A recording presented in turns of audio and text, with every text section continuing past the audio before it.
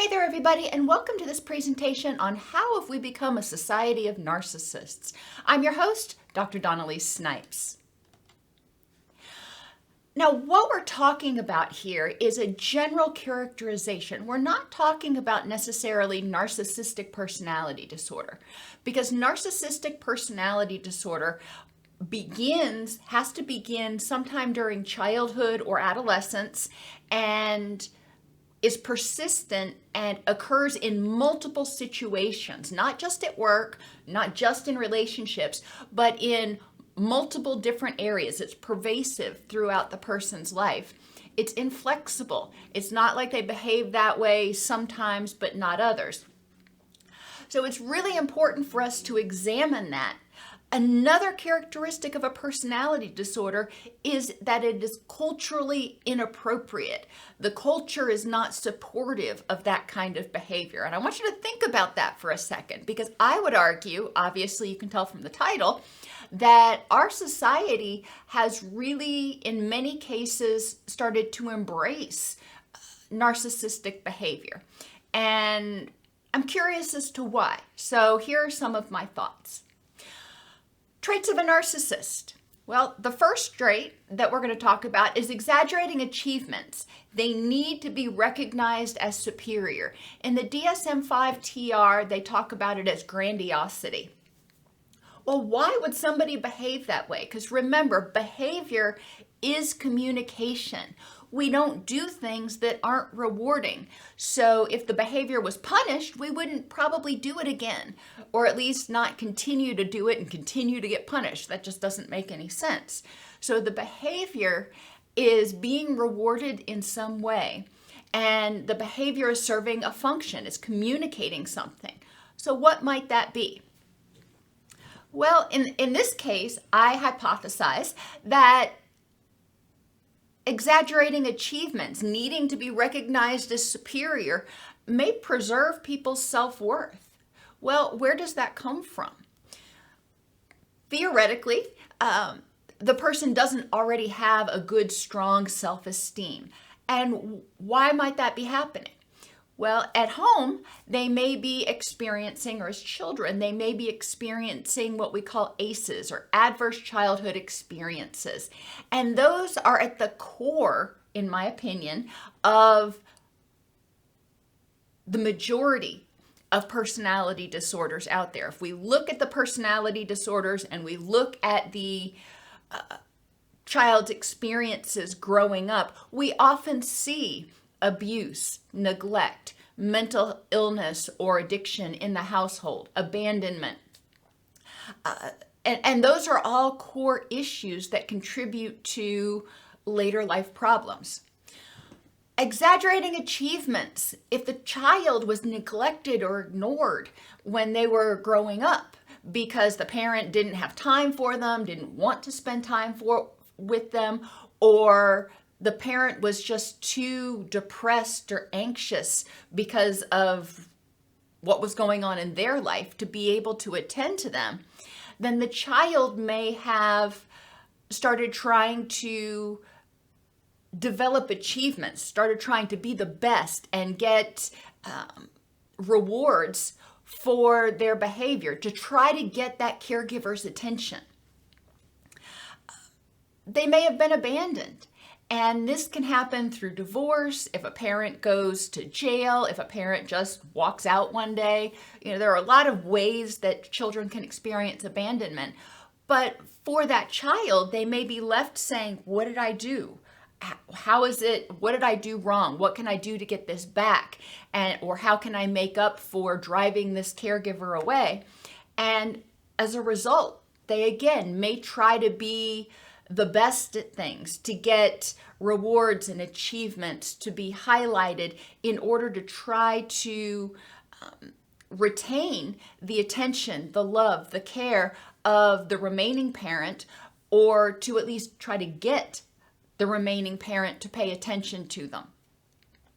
And observational learning.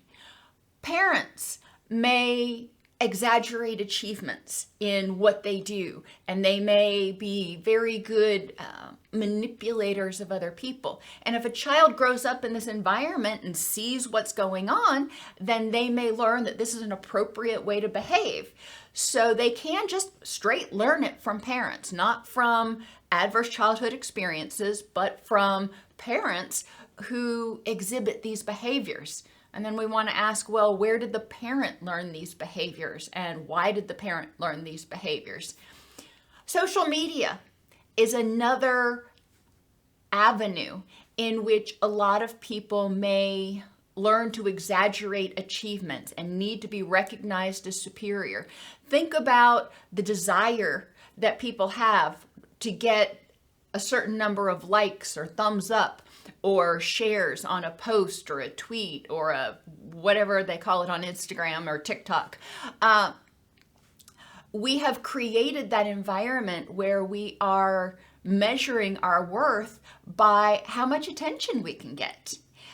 Additionally, people typically don't post their worst moments. They don't post the selfie that they took. They probably didn't take a selfie when they rolled out of bed with their hair 6 ways to Sunday and, no makeup on or not brushing their teeth or whatever. That's not going to get posted. Whereas they do post all of their best moments.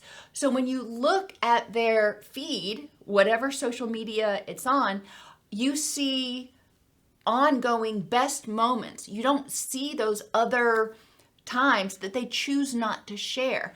But too often it's a cognitive bias that we assume that their life must be perfect because everything they share is perfect. We don't step back to think, well, yeah, they probably wouldn't share the unperfect stuff. Another trait of narcissism is the person needs excessive, frequent, or ongoing admiration. And this is a characteristic that we see a lot in people who either have a very fragile high self-esteem, they have been taught that they are loved for what they do, not who they are. So they need that constant reinforcement. We call that conditions of worth. Or they have a very low self-esteem, so they need external validation from other people to tell them, you know what, you're okay. I love you. You're awesome. You're wonderful. And when they don't get that, they start to feel angry and scared and abandoned. This trait can also be caused by being neglected or ignored as a child. Children need interaction with parents in order to develop self-esteem, in order to develop problem-solving skills, in order to develop empathy and emotional intelligence. And if the child didn't receive that, then they may not have the skills to deal with life on life's terms. They may have developed the idea that they are unlovable. Their own caregivers didn't want to give them attention, so why should anybody else?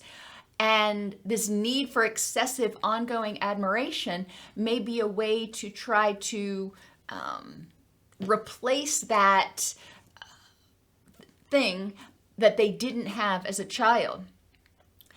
Again, some of this neglect could be intentional. The caregiver didn't have the time, they were too busy with their life, or they really didn't like the child, they didn't want to have the child, but the child ended up there anyway. Or the caregiver had mental health issues that kept them from being able to be responsive to the child because they could barely cope with life on life's terms themselves. Abandonment is another adverse childhood experience. And if a caregiver walks out, if a caregiver abandons the child, whether it's they abandon them due to addiction, they abandon them due to going to jail or to divorce, or just walking out, children are very egocentric and children take things very personally, and they may have internalized the message that they're not good enough. Their caregiver didn't love them. And they are trying to fill that hole that was left by not getting the attention and praise and unconditional positive regard that they needed as a child. They're trying to fill that void. How can this happen through observational learning? Again, the child may see parents requiring excessive, frequent, ongoing admiration, either through social media or in their work or even at home, demanding the child constantly provide them reinforcement, provide them with praise and admiration and tell them how much they love them all the time, demanding that other people in the household and that they interact with provide frequent, ongoing praise and admiration. And then we also have the case in social media or online of influencers. What is an influencer besides somebody who is demanding frequent, ongoing admiration and attention? So we want to look at where did they learn this? A lot of people in my children's generation grew up, we didn't have influencers when I was growing up. We had, the occasional celebrity, but it wasn't nearly as pervasive in our day-to-day life and intrusive in our day-to-day life as influencers are today. And a lot of youth grow up thinking how wonderful it would be to be an influencer. They want to be an influencer, so they are going to model and mimic the influencers. And if they receive rewards for that, if they receive reinforcement for that, then that behavior is going to become more ingrained in them and more pervasive. Dwells on fantasies of unlimited success, power, or love. This serves as a survival or protection strategy. A lot of times when children and adolescents fantasize about unlimited success, power, or love, what does that mean? It means that they want to get to a place where they are safe, where they're protected, where they're admired, where they're loved. Why do they need to get to a place where that happens? Why do they not feel safe, admired, loved, respected where they are right now? That's my question. And yes, children go through that phase where they think they're going to be an astronaut or the president or a rock star or whatever it is. Everybody goes through that phase when they're growing up. But it's a much more extreme fantasy for somebody who is narcissistic.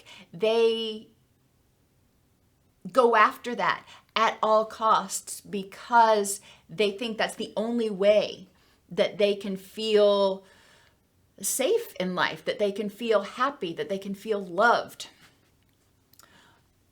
Back to the causes, the same causes we've been talking about.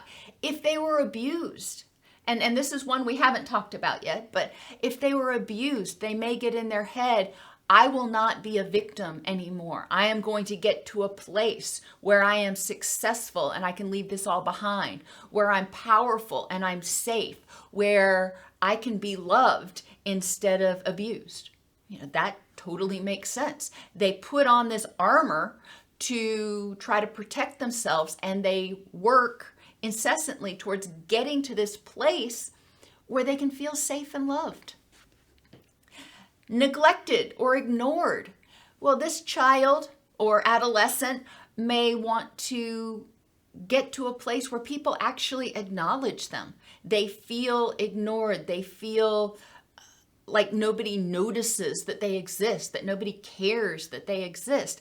How awful does that feel? Especially when it's coming from your own caregivers. Whether it's intentional or due to mental illness or addiction, it doesn't really matter. The child doesn't differentiate those things. The adolescent often is unable to differentiate those things. It feels very personal. They can't get their caregiver's attention. No matter what they do, they can't get approval. And it's extremely painful, and it feels extremely rejecting. So the reaction to that is to envision a future in which they do have that success and power that help them feel loved and safe and secure. Observational learning, again, people, adolescents, children who grow up in an environment that is abusive or neglectful, or even in which the parent dwells on fantasies of unlimited success or power. This is the caregiver who is constantly focused on becoming, the best, keeping up with the Joneses, as they used to say, and always having to be number one in everything that they do. Well, if that is the message that the child gets, the child hears that you're only acceptable if you're number one. So yeah, they're going to dwell on fantasies of success, power, and love, and they're going to feel like they need to have that in order to be acceptable. Another trait, only associating with other high status people or organizations.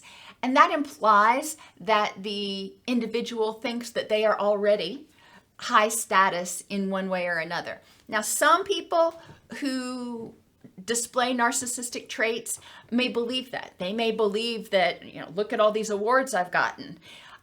Other people may not believe that, and they are associating with higher status people or organizations, and they're putting on this facade to try to be accepted.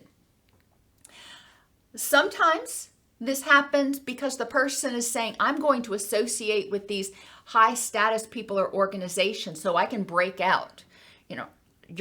These people are not like the people I'm trying to get away from. These people are not like the people that hurt me, that neglected me, that abandoned me. So I'm going to associate with them. I'm going to become one of them because it must be safer over there.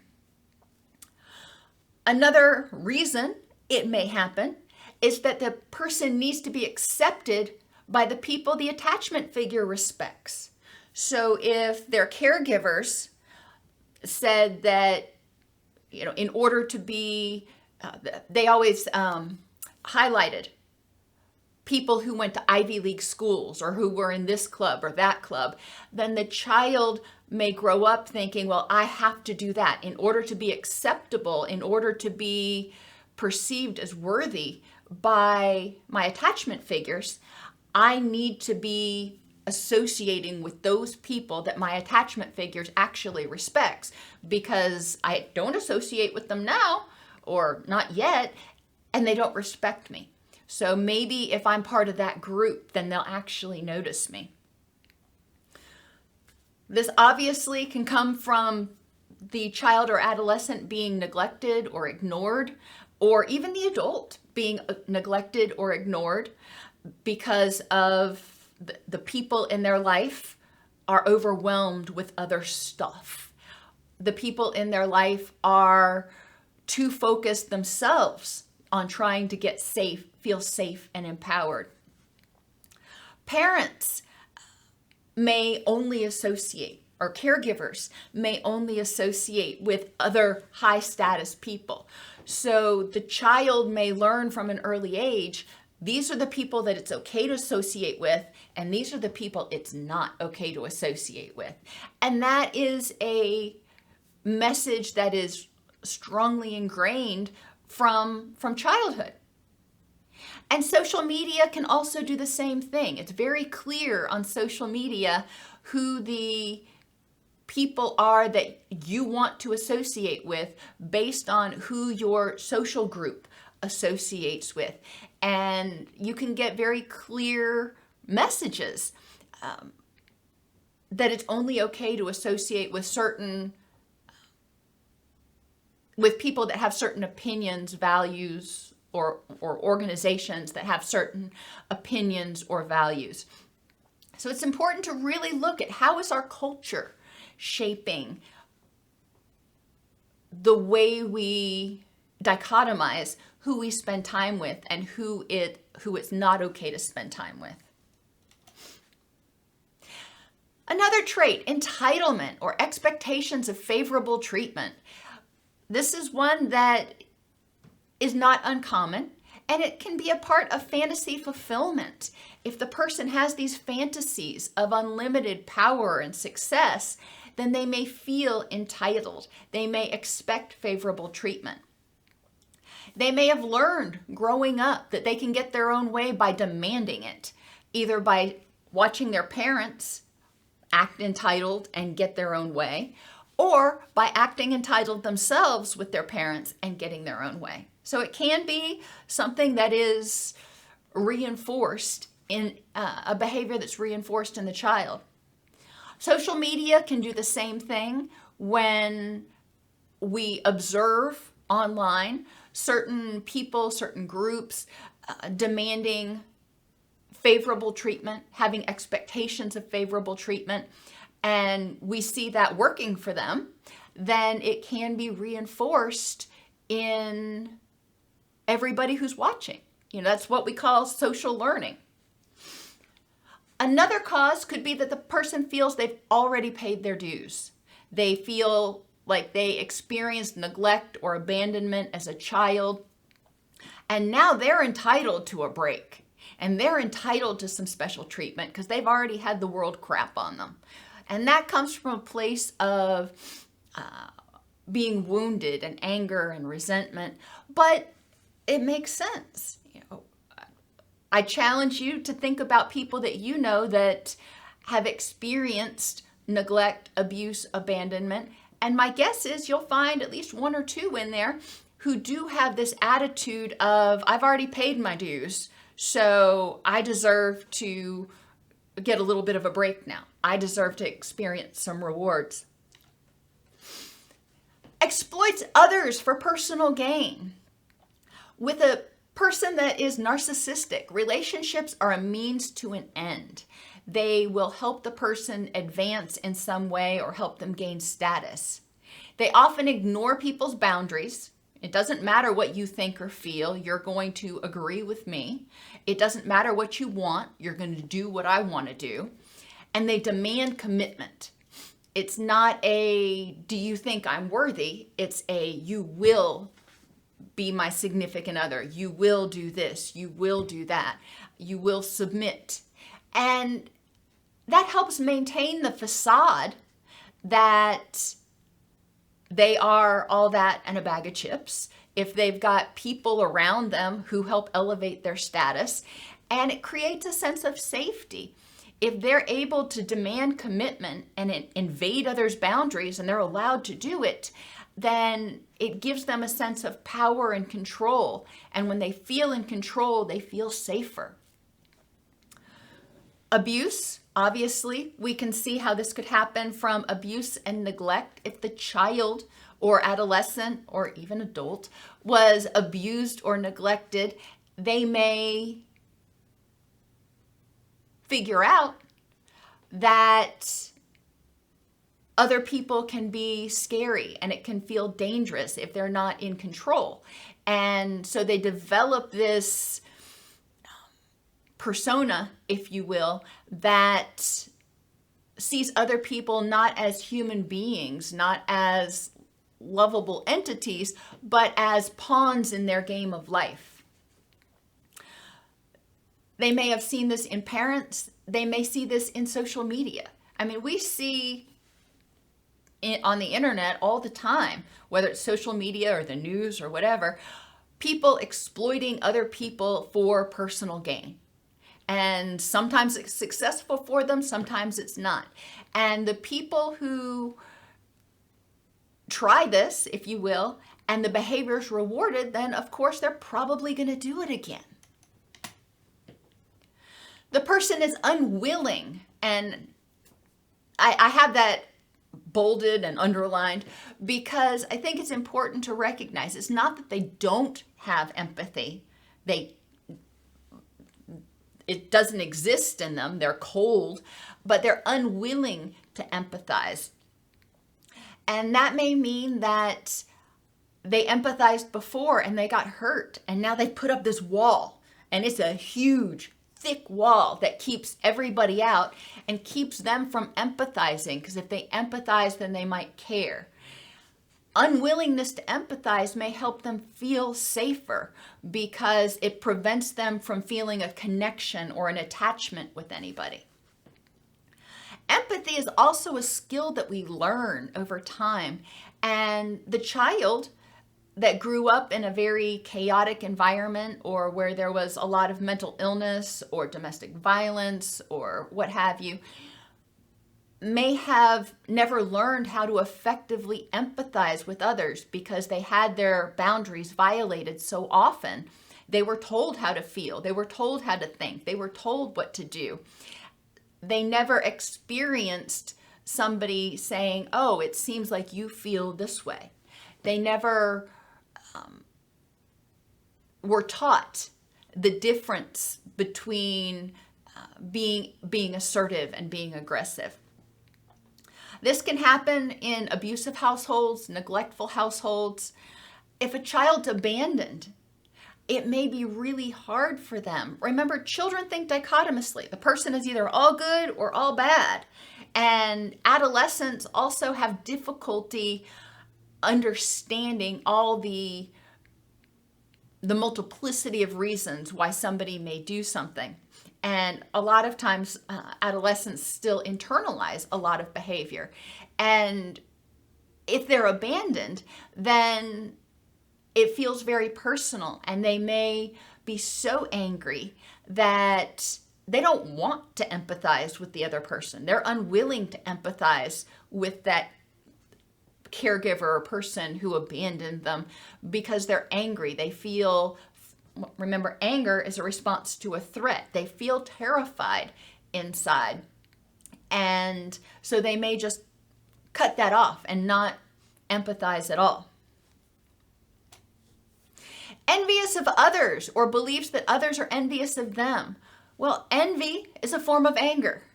Anger is a response to a threat.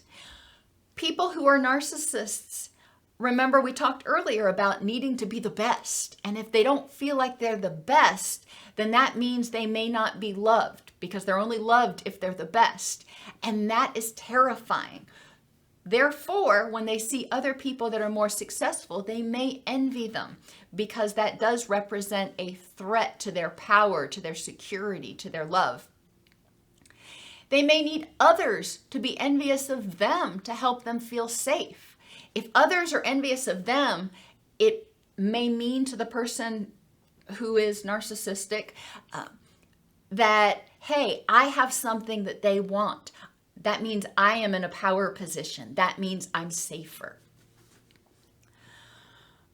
We can see that people who have been neglected, ignored, or abandoned may want to be in this position of power, may fear or be envious of others who have things that they don't have, because it means that they're not all-knowing, all-powerful, which means that they could be rejected.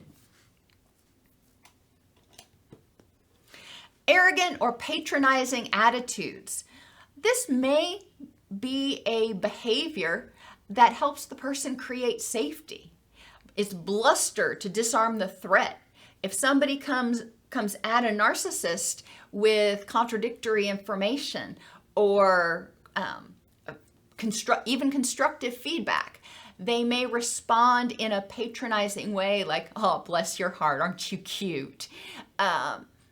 And that can put the other person on the defensive. It may disarm the threat, because no longer are you presenting contradictory information, but it may sort of turn the conversation a little bit. It's also not uncommon for people to grow up in environments in which they have been responded to by others in arrogant or patronizing ways, and they've learned that that's an okay way to respond. If you grow up in an environment in which your family or your caregivers or your social circle is the important higher social circle, whatever people that you're associating with, a lot of times the attitudes can be very patronizing toward people who are not in that circle, because they feel they've created this environment in which they've convinced themselves that they're special in some way. Under associated features, now this is not one of the features that's typically associated with narcissistic personality disorder, but it's a behavior that's talked a lot about when people talk about narcissism online, and it's called love bombing. And love bombing is influencing another person through excessive praise or putting them on a pedestal. How does that work for the narcissist who's supposed to think that they're all powerful? In their mind, they know what they're doing is putting this person up on a pedestal that they can knock them off of. Thank you very much. And hopefully manipulating them to need them. So the narcissist needs to be needed, and they put this person up on a pedestal, and only they can keep them up there. So if you reject me, then you're going to be knocked off your pedestal. So this puts me in a power position. Grand gestures. And a lot of times with people who are narcissistic, the grand gestures may come at the beginning of a relationship in order to sweep somebody off their feet and disillusion them, make them see the, I don't remember which one was good, Jekyll or Hyde, but see the good side. And then it can come throughout the relationship when they start feeling anxious, like they start feeling like they're going to be abandoned in some way. Then they may pull out a grand gesture in order to make sure that person stays around, because that person is integral to their narrative.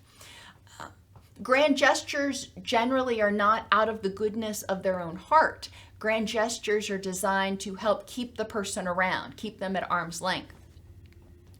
They may demand excessive communication, which in the early stages of relationships may feel good. It may correspond with that new relationship energy.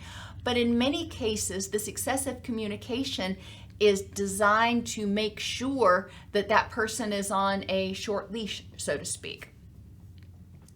They may start pulling out terms like "you're my soulmate" or saying "I love you" too fast. And that can also be a way to try to hook the other person in, that if I convince you that you're my soulmate, then you won't leave me. If I say that I love you, then that fulfills your need to be loved and you won't leave me. So ultimately, they're trying to say what you want to hear in order to keep you around, in order to keep you attentive, non-neglecting, and present, non-abandoning. So they are in a position of power and they feel like they're in control, and they may feel safe in that relationship. However, a lot of times when people engage in love bombing, if you get past the surface behaviors, that wall is still up. They don't have that emotional connection because that's just not even safe. A lot of people in my clinical and personal experience with narcissistic behaviors are very wounded on the inside, and their behaviors are a survival mechanism. Common themes of narcissistic traits. The person often may be reacting from a place of fear of rejection or getting hurt. They were unable to get their needs met as children or adolescents or even adults, if we're not talking about personality disorders.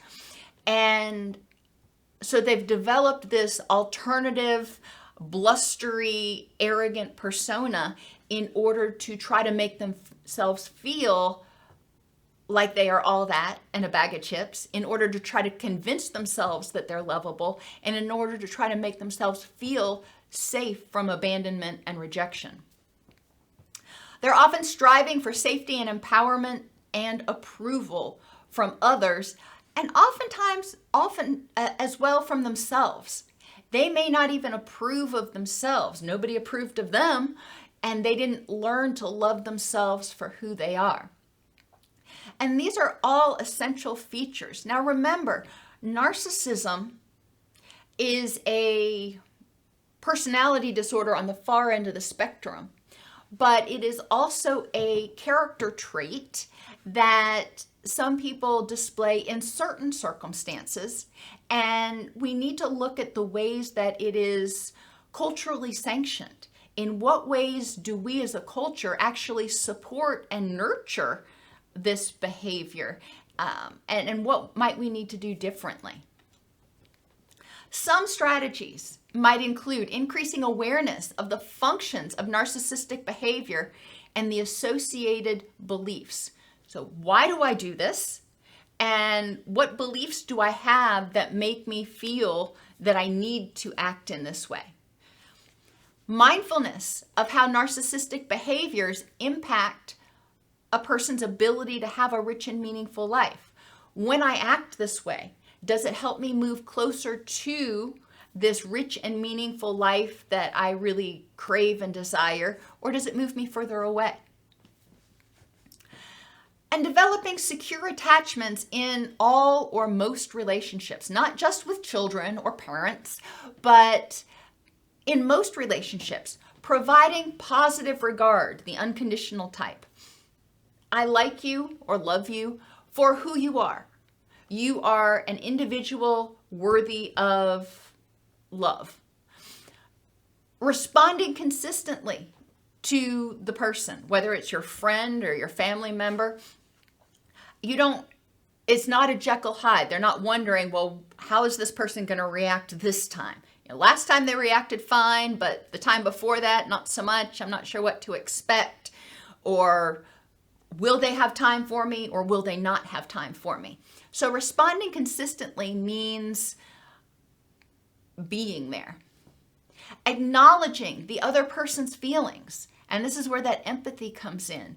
Helping people feel heard, feel understood, and sometimes even helping them identify what they're feeling. Especially when we're talking about young children, they may be reacting, but they may not have that emotional vocabulary to say, I'm angry or I'm scared. So through acknowledging their feelings, we may be able to help them put words to the associated sensations. Identify the problem and solutions. Talking with people when they are having a moment, when they are in distress, and saying, okay, help me understand what's going on here. What's causing you to be angry? And then working to help them identify solutions. Sometimes that means just listening, but other times it means brainstorming with them. Supporting positive action and expressing interest in how did it go? How are you feeling? Has this resolved? As well as interest in them even when they're not in distress. Expressing interest, calling up and saying, hey, how you doing? I was thinking about you. What's going on? All of those behaviors can help people feel safe and secure and learn that some of these other things, like the need for excessive communication, aren't necessary. But it's a process.